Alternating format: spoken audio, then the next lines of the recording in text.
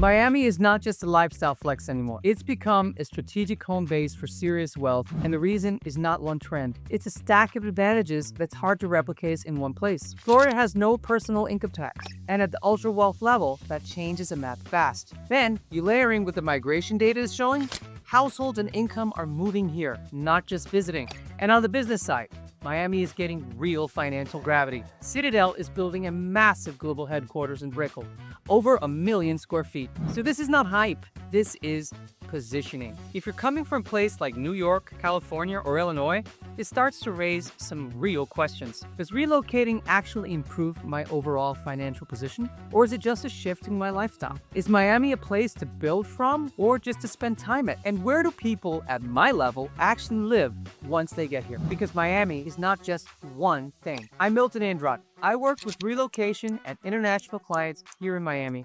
And my job is to help you understand how this market actually works, so you choose the right area, the right property, and avoid the mistakes that don't show up online. So let's start with what actually changed, because Miami didn't just get popular, it became useful. If you rewind 5 or 10 years, Miami was mostly seen as a second home market. Today, it's very different. This is now a primary residence decision, not just a lifestyle add-on. Tax structure is a real driver.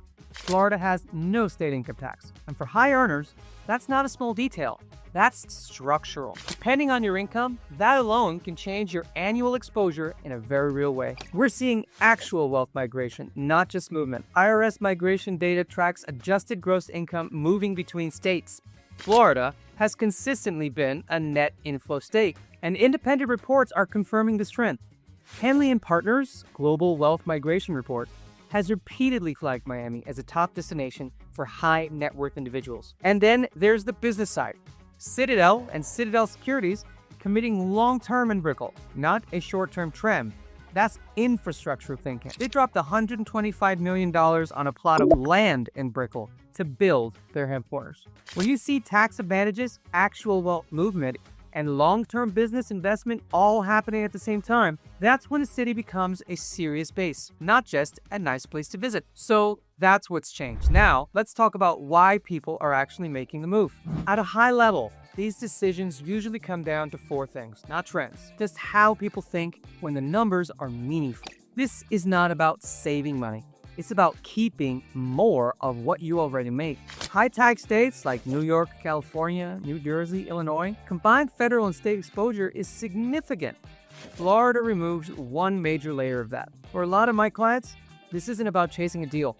It's about cleaning up the structure of where their income lives. Yes, lifestyle matters, weather, water, access, but at this level, it's about how controlled your environment is. And Miami offers high energy if you want it, or complete privacy if you don't. The key is not Miami, it's which version of Miami you choose. Brickell is evolving into a legitimate business hub. Citadel headquarters, 1.2 million square feet plan. Hedge funds, family offices, finance groups relocating. People underestimate this, but proximity to opportunity still matters, even at a very high level. Miami works well for people who travel frequently, split time across cities or countries. And Miami International Airport is one of the busiest international hubs in the US, with a strong Latin American and European connectivity. At a certain level, convenience becomes a form of luxury. So, now that you understand why people are moving, let's talk about where they actually end up. Because this is where most buyers from out of state make mistakes. Different areas in Miami serve completely different lifestyles. This is not interchangeable. Indian Creek is all about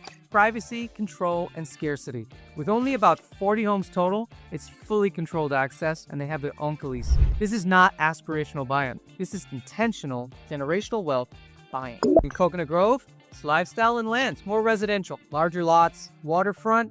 It feels very grounded. A lot of my clients from the Northeast gravitate here because it still feels like a neighborhood. In Coral Gables, well, that's long-term stability. It has a strong identity, architectural consistency. And this is where people think in decades, not cycles. Because when you move to Coral Gables, that home stays in the family. And Brickell, well, that's efficiency and proximity. With high rises, super walkable town, and it's close to business. Many people walk to work. And if you want everything within 5 minutes, this is where you want to be. Now, Morningside, That's quiet and understated. It's historic, tree lime, close to the core. And honestly, it's a secret. People who choose this usually care more about how it feels than how it looks online. At this level, you're not just buying a home. You're choosing the environment you're going to live in every day. And once you understand that, the final piece becomes critical, because this market does not behave the way people expect. This is where I see the biggest mistakes, especially from out-of-state buyers. It is relationship-driven. Not everything is public, and the best opportunities often move quietly. If you're only looking online, you're already behind. You've got to know who to look. You've got to know where to look and who can look for you. This is a certainty market. Cash is dominant, especially at higher price points. And clean deals win. It's not just what you offer, it's how you offer it and through who. Micro-location is also very important in all these areas. You need to know the flex zones, the elevation, the drainage, and the future development. Two homes on the same street can perform completely differently over time. And if you're looking at condos, well, you gotta look under the hood, because now Florida requires milestone inspections, structural integrity reserve studies, and this is where a lot of out-of-state buyers get caught. They treat the HOA like a build instead of a risk, and you need to know the future, the past, and the present of every building. And this is a long-term play. You gotta think exit strategy, think usability, think holding costs. You're not just buying something impressive, you're buying something that needs to hold up. The neighborhood, the building, the home, it's very important. So if you're considering a move to Miami or trying to understand which area actually fits your lifestyle and long-term plan, there's a link in the description to schedule a call with me. I'm Milton Andrade. I work with relocation and international buyers across Miami, and I'll help you understand exactly what's happening in your price range and your specific area, so you can make a smart decision before you commit.